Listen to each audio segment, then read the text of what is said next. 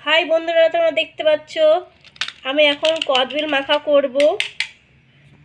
এখানে যেমন আমি নিয়েছি একটু লবণ, একটু চিনি, একটা কাঁচা লঙ্কা, ধনেপাতা আর সরষের তেল। এটাকে আমরা আবার ভালো করে বেশ মেখে নেব। দেখতে পাচ্ছ আমি এখন কদবেলটা বেশ চামচ দিয়ে বার করছি। এই দেখতে পাচ্ছ এখন কদবেলটাকে বেশ ভালো করে আমরা শিলে করে নোড়া করে বেটে নেব। এর মধ্যে ধনেপাতা, লঙ্কা, সরষের তেল, নুন, চিনি সব দেওয়া হয়েছে। এখন বাস দেখার অপেক্ষায়। আমি এই প্রথম কদবেল মাখা খাবো, জানি না কেমন লাগে, এটা কোনোদিন খাইনি। দেখো খুব সুন্দর একটা গন্ধ আসছে কদবেল থেকে।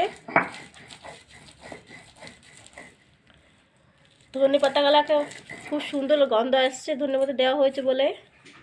তোমরা এইভাবে ঘরে ট্রাই করে দেখবে আর আমাকে কমেন্ট বক্সে অবশ্যই জানাবে।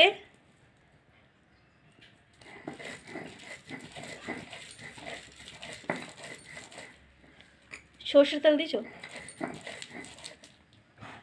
একটু সর্ষের তেল দিয়ে দেবো।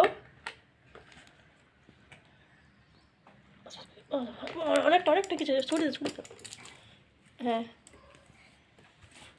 একটু সর্ষের তেল দিয়ে দিলাম। দেখতে পাচ্ছ কদবেলের আচার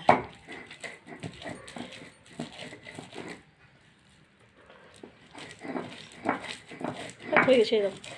হয়ে গেছে। এবার কদবেলটাকে আমরা এটার মধ্যে ভরে নেব।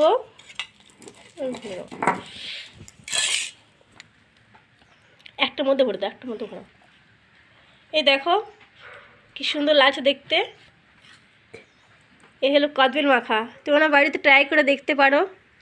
একটু লবণ, একটু চিনি, একটা ধনেপাতা, একটা লঙ্কা দিয়ে অবশ্যই ট্রাই করে দেখো। যদি ভালো লাগে অবশ্যই বাড়িতে ট্রাই করে খাবেন আর আমাকে কমেন্টে অবশ্যই জানাবে। Tata, bye bye.